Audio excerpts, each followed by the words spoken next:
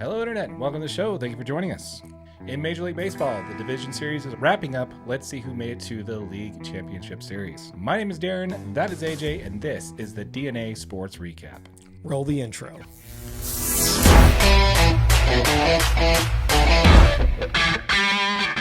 All right, so let's go ahead and talk a little bit about Major League Baseball. First, we'll definitely get into the playoffs here in a moment. Let's go ahead and quickly discuss some recent news that just came out.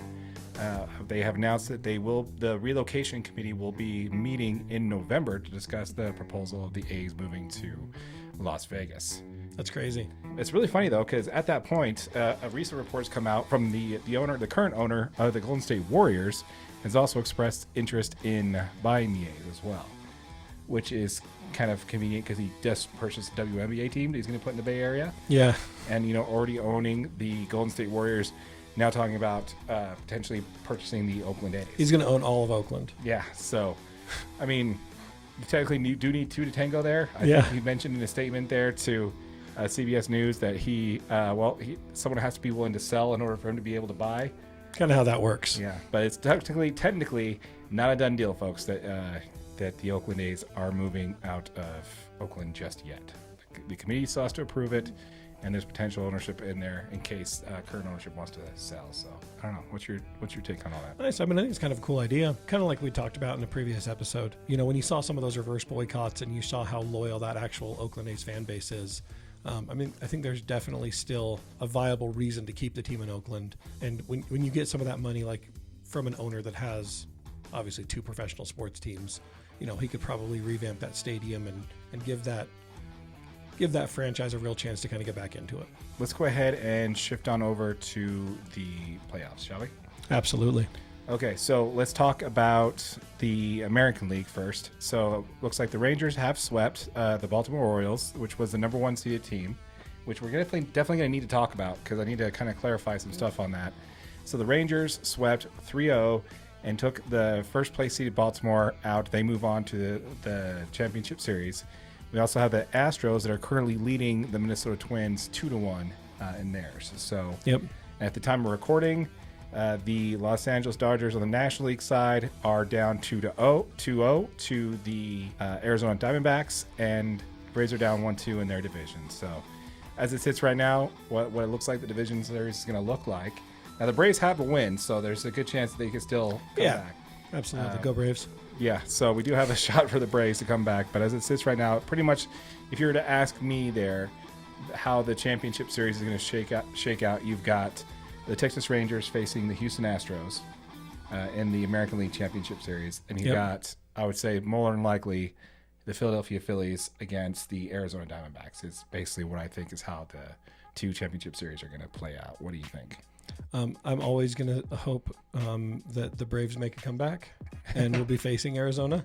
I mean, going down 2-1's not super crazy. Obviously, they just tied it up and had in a really tough game, in game two. Mm-hmm. Do you think Braves can pull it out? I do. I mean, man, I've watched some of those Braves baseball games, dude, and they are such a talented team all over the place. We know they've got a ton of offense.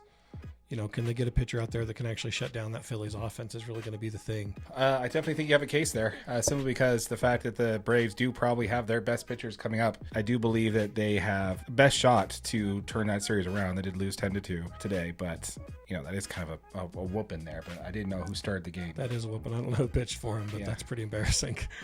But you got three, as far as the teams in the playoffs right now, you have the top three starting rotation, I think. So if there's a chance for you guys to pull it out and win two more games, you got the next two of your starters, your ace and your second line, which would be an ace for a lot of teams coming up. So definitely a shot there for sure. As it looks right now, the Dodgers are losing 4-0 in the bottom of the fifth. So my guess is the Dodgers are going to get swept out of the first round. Dodgers fans, let me know in the comments down below if your heart's bleeding like mine. This is the second year in a row the Dodgers have lost to a team to the second team in the division, which they've won at least 12 games more than in the regular season.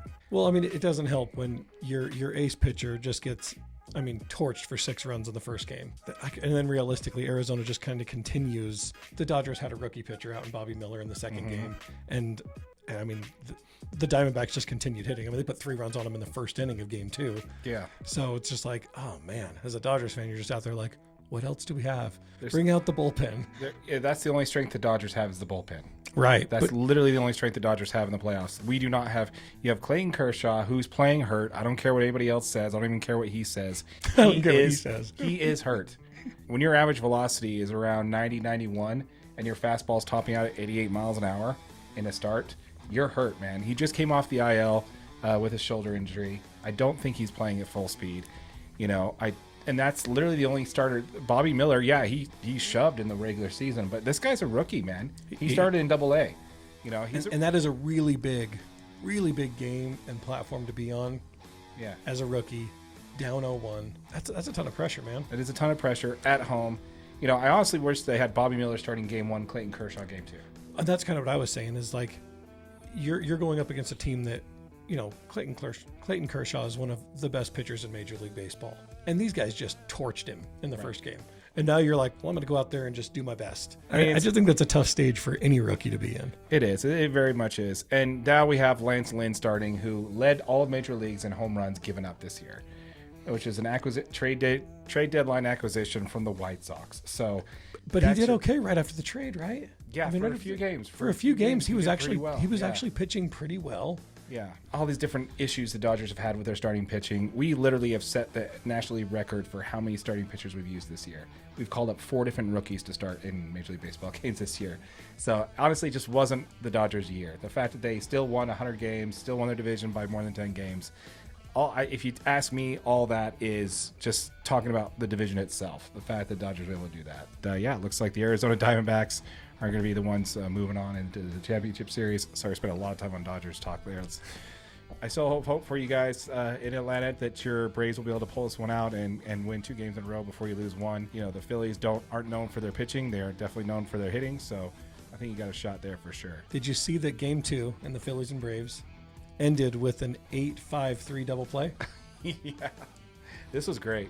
This play was awesome. Dude, such an awesome play. And just for the record, that was the first time in postseason history a double play has been initiated by an outfielder. That is insane. I Pretty can't cool. believe he got to that ball, too.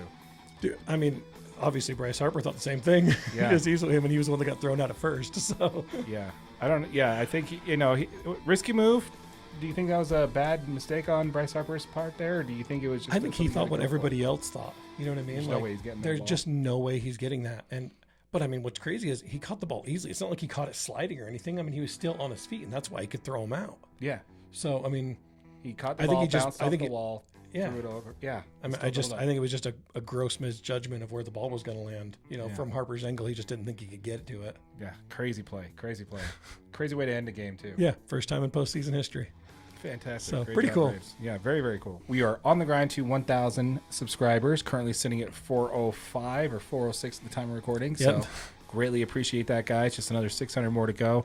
And we will be giving away $100 to 5 separate subscribers that we will pick at random once this channel is monetized. So make sure that you are subscribed to the channel and stay tuned for more information in regards to that.